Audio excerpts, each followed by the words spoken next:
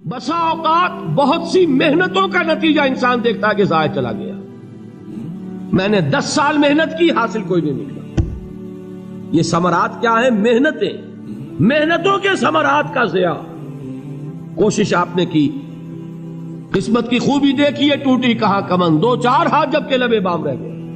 Be prepared. ایک شاعر کے یہ اشعار ہیں، وہ کمیونسٹ تھا، میں نام بھی نہیں لیتا، لیکن یہ کہ یہ اسی انقلابی، چونکہ ان کا بھی ایک انقلابی نظریہ ہے، انقلابی عمل میں یہ سارے مراحل آتے ہیں. کوئی سیٹ بیک آیا، فرض کیجئے کوئی ناکامی ہو گئی، تو اپنے ساتھیوں کو دل بندھانے کے لیے یہ فصل امیدوں کی ہمدم اس بار بھی غارت جائے گی، سب محنت صبحوں شاموں کی اب کے بھی اکارت جائے گی. میرے نبی کے ثمرات کا جو لفظ یہاں آیا ہے، وَنَقْصٍ مِّنَ الْأَمْوَالِ وَالْأَنفُسِ وَالثَّمَرَاتِ، سب محنت صبحوں شاموں کی اب کے بھی اکارت جائے گی. دھرتی کے کونوں کھدروں میں پھر اپنے لہو کی کھاد بھرو، پھر مٹی سینچو اشکوں سے، پھر اگلی رت کی فکر کرو، پھر اگلی رت کی فکر کرو، جب پھر ایک بار اجڑنا ہے. ایک فصل پکی تو بھر پایا، تب تک تو یہی کچھ کرنا ہے. ایک مقصد ہے سامنے، انقلاب برپا کرنا ہے. ایک کوشش ناکام ہو جائے کوئی پرواہ نہیں، نیکسٹ. پھر تیار رہو ناکامی کے لیے. ایسا نہ ہو جو انگریزی میں کہتے ہیں hope for the best but be prepared for the worst. ایسا نہ ہو کہ دوسری مرتبہ ناکام ہو کے بددل ہو جاؤ، تمہاری ہمتیں جواب دے جائیں. نہیں، پہلے سے تیار رہو کہ دوسری مرتبہ بھی ناکامی آئے تو آئے، لیکن جب تک کہ کامیابی حاصل نہیں ہوتی ہمیں یہ کام کیے چلے جائیں. دیکھیے سیرت میں آیا کہ نہیں یہ واقعہ. بدر میں مسلمانوں کو فتح ہوئی تو احد میں زک پہنچی کہ نہیں؟ 70 صحابہ شہید ہوئے کہ نہیں؟ اگر ان کی ہمتیں جواب دے جاتی تو گاڑی کیسے چلتی آگے؟ تو فرمایا وَلَنَبْلُوَنَّكُمْ بِشَيْءٍ مِّنَ الْخَوْفِ وَالْجُوعِ وَنَقْصٍ مِّنَ الْأَمْوَالِ وَالْأَنفُسِ وَالثَّمَرَاتِ. ہم تمہیں لازم آزمائیں گے، خوف کی کیفیت سے، فقر و فاقے کی کیفیت سے، بھوک سے، جان کے نقصان سے، مال کے نقصان سے، محنتوں کے حاصل کے ضائع ہو جانے سے. وَبَشِّرِ الصَّابِرِينَ، اور اے نبی بشارت دیجئے صبر کرنے والوں کو. الَّذِينَ إِذَا أَصَابَتْهُمْ مُصِيبَةٌ، وہ کہ جب ان پر کوئی تکلیف آئے، کوئی مصیبت آئے، کوئی آزمائش آئے، قالوا انا للہ وانا الیہ راجعون، وہ یہ کہیں کہ ہم اللہ ہی کے ہیں، اللہ ہی کی طرف لوٹ جانا ہے. یہ وہی انداز ہے جو میں نے فارسی کا شعر سنایا تھا آپ کو کہ سرے تسلیم خم ہے جو مزاج یار میں آئے. وہ ہمارا مولا ہے، ہمارا آقا ہے، اگر اسے یہی منظور ہے تو ہمیں بھی یہی منظور ہے. میں نے تسلیم و رضا کی بات کی تھی نا، آپ کو کچھ شعر سنائے تھے. ایک شعر اور سنیے، اور یہ کس کا ہے؟ محمد علی جوہر کا. ایک مرتبہ جیل گئے، ان کی ایک بیٹی جوان بیمار ہوئی، فوت ہو گئی. باہر چھوڑا انگریز نے، جاؤ بھائی دفن کر دو بیٹی کو. دوسری مرتبہ جیل گئے، دوسری جوان بیٹی اسی مرض میں مبتلا ہوئی. اب یہ جیل میں ہے، خبر پہنچی کہ دوسری بیٹی کے اوپر بھی اسی مرض کا حملہ ہوا ہے. ایک نظم لکھی ہے جس کا آخری شعر یہ ہے، تیری صحت ہمیں منظور ہے لیکن اس کو نہیں منظور تو پھر ہم کو بھی منظور نہیں.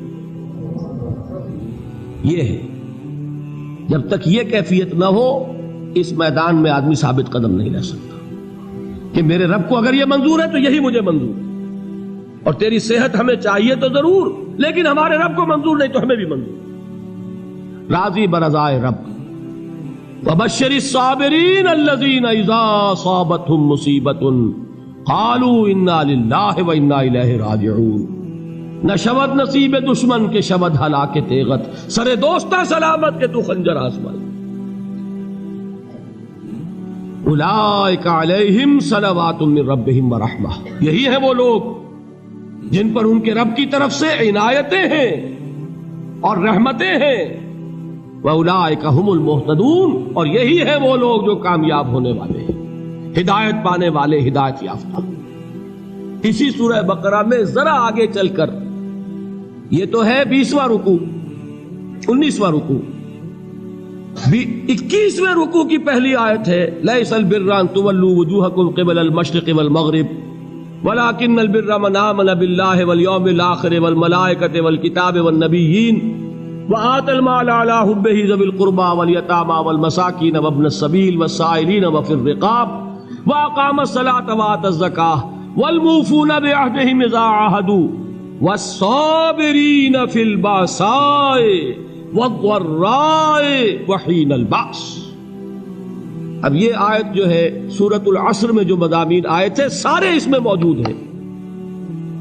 وہاں ایمان کا لفظ آیا، یہاں 5 ایمانیات کی تفصیل آ گئی، اعمال کی تفصیل آئی، اور آخری بات وہاں کیا ہے وتواصوا بالصبر، اور یہاں کیا ہے والصابرین فی البأساء والضراء وحین البأس. اور صبر کرنے والے، اصل نیکی ان کی ہے جو صبر کریں. کس میں؟ جنگ کے وقت. ذرائے باسائے، باسا کہتے ہیں فقر اور فاقہ. واحد آئے گا باس تو اس کے معنی جنگ، اور باسا جمع میں آئے گا تو فاقہ فقر بھوک. اور ذرائے جسمانی تکلیف، ضرر جسمانی تکلیفوں میں صبر کرنے والے، فقر اور فاقے میں صبر کرنے والے، اور جنگ کے وقت صبر کرنے والے. اولئک الذین صدقوا واولئک هم المتقون. یہ ہیں وہ لوگ جو صبر کرنے والے ہیں، یہ ہیں جو سچے ہیں، جو اپنے دعوے میں نیکی کے اور ایمان کے صادق ہیں، اور یہی وہ لوگ ہیں جو متقی.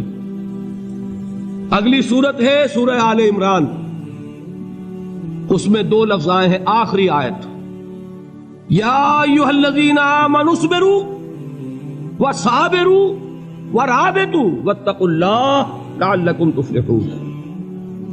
دیکھیے یہاں صبر اور صابر جو تعلق جوہد اور جہاد کا ہے وہی ہے صبر اور مصابرت. صبر ایک طرفہ عمل ہے، آپ جھیل رہے ہیں، برداشت کر رہے ہیں. صبر علی المعصیہ، صبر علی الطاعہ، صبر علی الابتلاء، یہ سب کیا ہے؟ صبر. اور مصابرت کیا ہے؟ صبر کا صبر سے مقابلہ. یہ سورہ آل عمران اب وقت نہیں ہے، میں آپ کو سناتا اللہ تعالیٰ نے کیسے کیسے مسلمانوں سے کہا، مسلمانوں تمہیں زک پہنچی ہے تو انہیں بھی تو پہنچی تھی. ان کے 70 نہیں مارے گئے تھے بدر میں؟ ان کے حوصلے جو ہیں وہ تو پست نہیں ہوئے، وہ اگلے سال آ گئے تم پر چڑھائی کر کے. تم کیوں اتنا برا مان رہے ہو؟ تمہارے دل اتنے زخمی کیوں ہو گئے؟ تمہیں تکلیف پہنچتی ہے تو انہیں بھی پہنچتی ہے. اپنی غیرت جو ہے ہمیں ذرا اس کا جائزہ لینا چاہیے. لوگ باطل نظریات کے لیے کتنی قربانیاں دے رہے ہیں، لوگ باطل چیزوں کے فروغ کے لیے کتنی محنتیں کر رہے ہیں. جیسا کہ میں نے ابھی کہا تھا، اسی غیرت کو چیلنج کرنے کے لیے، ذرا آپ کی حمیت دینی کو جوش دلانے کے لیے، قادیانی نوجوان کتنی تعداد میں اپنے آپ کو دین کے لیے وقف کرتا ہے، اور آپ کتنے نوجوان ہیں جو اپنے آپ کو دین کے لیے وقف کرتے ہیں، اور ہوں وہ کھاتے پیتے گھرانوں کے لوگ. یہ نہیں ہے کہ اگر کوئی اور کام نہیں کر سکتا تو پھر یہ ہے کہ وہ دین کے کام میں لگ جائے. باصلاحیت لوگ، کھاتے پیتے لوگ، ذہنی استعداد رکھنے والے لوگ، اونچے گھرانوں کے لوگ، وہ وقف کریں اپنے آپ کو دین کے لیے.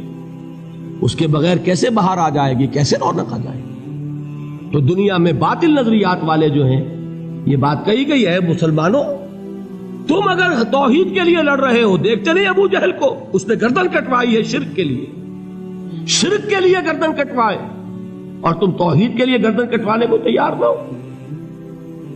اس نے گردن کٹوائی کہ نہیں کٹوائی؟ اور کس طرح کٹوائی ہے؟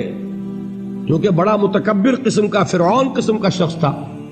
جب گردن کاٹنے لگے تو کہتا ہے ذرا نیچے سے کاٹنا، تاکہ جب تم نیزے کے اوپر چڑھاؤ میرے سر کو تو اونچا نظر آئے، معلوم ہو سردار کا سر.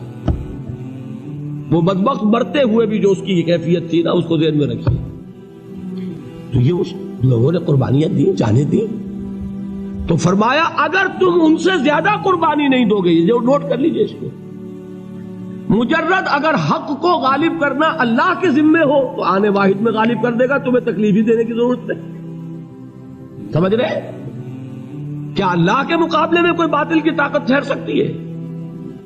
یہ تمہارے ایمان کا امتحان ہے، یہ تمہارے خلوص کی آزمائش ہے، یہ تمہارے امتحان کا ثبوت درکار ہے کہ اللہ تعالیٰ دیکھنا چاہتا ہے تم اس کے لیے اپنی جانیں قربان کرنے کو تیار ہو کہ نہیں، تم اس کے لیے تن من دھن لگانے کو تیار ہو کہ نہیں۔ اور یہ جان لو کہ اگر کفار اور مشرکین اور ملحدین اور باطل نظریات والے وہ جو کچھ قربانیاں اپنے باطل نظریات کے لیے دے رہے ہیں ان سے زیادہ اگر تم نہیں دو گے تو حق غالب نہیں ہوگا۔